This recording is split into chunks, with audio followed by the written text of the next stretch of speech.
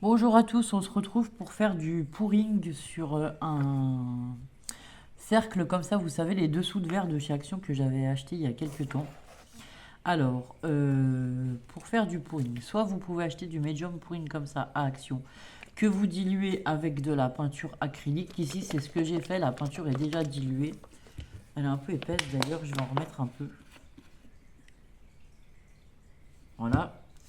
Donc, choix numéro un, vous prenez de la peinture acrylique. Alors moi, c'est des fonds de bouteilles, qui datent d'il y a très longtemps, donc je m'en sers que pour faire du pouring. Et du coup, voilà, hop, vous mettez un peu de liquide, medium pouring, et vous mélangez. Soit je vais vous montrer notre solution pour les deux peintures, les deux autres peintures qui va me rester. Alors là, il faut bien mélanger, par contre, c'est ça. Parce que si vous avez à des endroits des morceaux et d'autres endroits des choses qui sont déjà mélangées, c'est pas super cool. Voilà. Pourquoi je le fais sur un cercle comme ça? C'est parce que on est en intérieur et que du coup je voulais pas qu'on ait de la peinture partout. Donc ici il me reste du rose acrylique comme ça, mais je sais pas si vous allez voir, il m'en reste un peu au fond. Soit une autre solution. Ici il me restait un fond de colle genre ça. J'ai rempli d'eau, j'ai mélangé, donc ça va me faire du medium pouring. Vous pouvez utiliser de la colle blanche et de l'eau. Alors en dissolution, je vous dirais 20% de colle pour 80% d'eau à peu près. En fait, il faut que... Enfin, après, c'est vous qui allez voir la texture de votre... de votre... tatati tatata. C'est vous qui allez voir la texture que vous souhaitez. Il faut que toutes les peintures aient à peu près la même texture et soient aussi liquides les unes que les autres. Donc là, c'est pareil à nouveau. On mélange bien. Viens, Minette, je t'ouvre la fenêtre. Alors attendez, parce qu'en même temps, j'ai le chat qui veut sortir. Allez, vas-y si tu veux y aller. Bon, du coup, on va se laisser la fenêtre ouverte.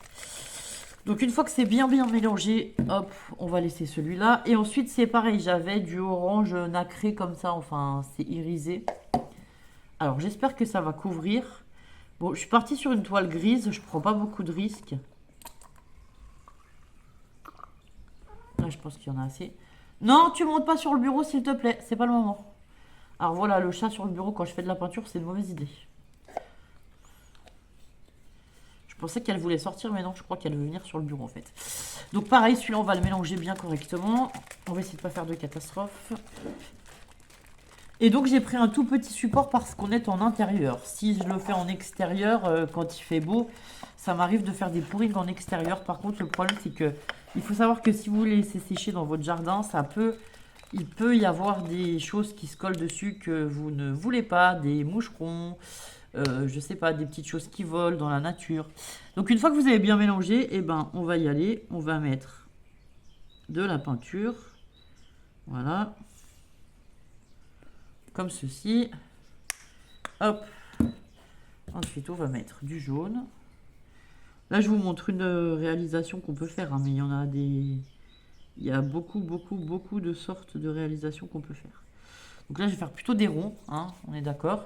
Ensuite, je vais venir prendre le rose. Pareil, on va venir ajouter du rose. Donc vous pouvez faire du goutte à goutte, comme je vais faire là. Vous pouvez faire des ronds. Vous pouvez... Enfin, amusez-vous franchement. Le principe, c'est ça, c'est de s'amuser, quoi.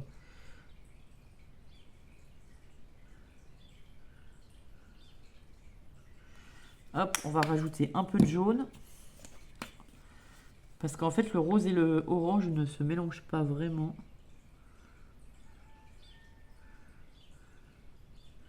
Donc si vous faites des gouttes dans des gouttes, ça va élargir les gouttes, en fait. C'est une technique qui est pas mal aussi. Je vais vous montrer, je vais remettre un peu de orange. Hop là. Et du coup, après celle-ci, je mets des étiquettes et je sais que c'est les peintures que j'utiliserai uniquement pour le pouring, quoi.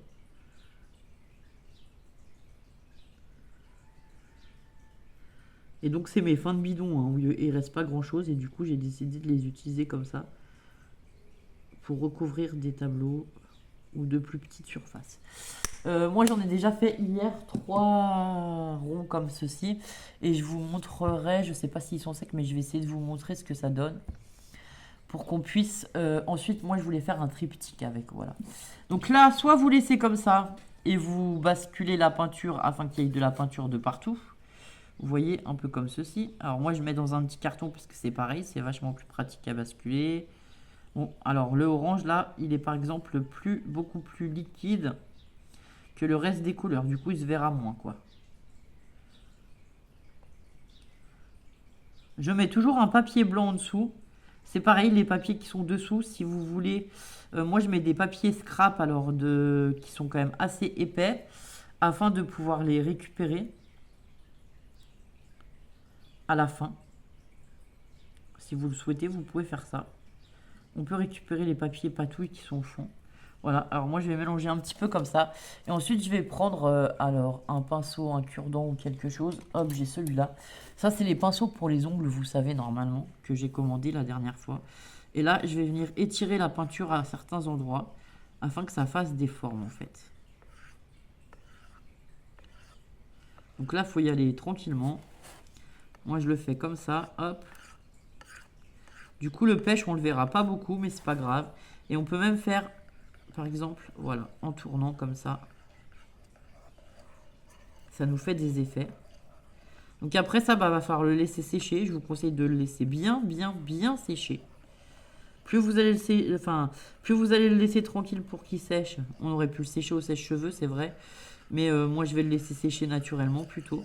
Et plus vous allez le laisser sécher pour que la peinture soit tranquille. Et plus vous avoir des effets différents. Parce qu'en fait, la peinture, tant qu'elle va sécher, elle va continuer à s'étendre, à couler un peu sur les bords. Et du coup, après, vous aurez des effets différents. Bah, c'est dommage parce qu'à la caméra, on voit pas, mais le rose et le orange, ils se mélangent pas. En fait, ça fait des couleurs distinctes. Ici, par exemple, c'est plus foncé, là, c'est plus clair, voilà. Donc voilà, je vous conseille de faire ça dans une petite boîte à laquelle vous tenez pas trop. Et pourquoi pas mettre, voilà, des supports, des feuilles blanches dessous que vous venez, comment récupérer par la suite pour faire des cartes ou des ATC ou voilà, ça vous fait aussi des fonds patouilles. Donc voilà, je vais vous montrer ce que j'ai fait hier qui sont juste derrière en fait. Donc là par contre, je sais pas s'ils sont secs, j'ai mis du médium à craqueler en même temps au-dessus. Et hier j'étais partie sur 3 couleurs, donc le jaune, le rouge et le bleu. Je sais pas pourquoi en ce moment c'est des couleurs qui m'inspirent. Mais par contre voilà, le bord là il est sec, mais je vois que le milieu n'est pas sec, donc je vais pas trop les bouger. Et en fait dans une prochaine vidéo, si c'est bon on peut les attraper quand même. Dans une prochaine vidéo, vous voyez on en fera un triptyque en fait, voilà. Mais là il est pas tout à fait sec, mais enfin ça rend déjà super bien quoi. Et donc voilà. Ici j'avais mis des cartons dessous, parce que je suis parti vraiment avec beaucoup de peinture pour pouvoir bien la mélanger. Donc bah, j'espère que ce petit tuto de pouring et de comment utiliser surtout les sous-verts Action que j'avais acheté vous plaira. Je vous dis à bientôt pour de nouvelles vidéos. Bonne journée à vous, au revoir.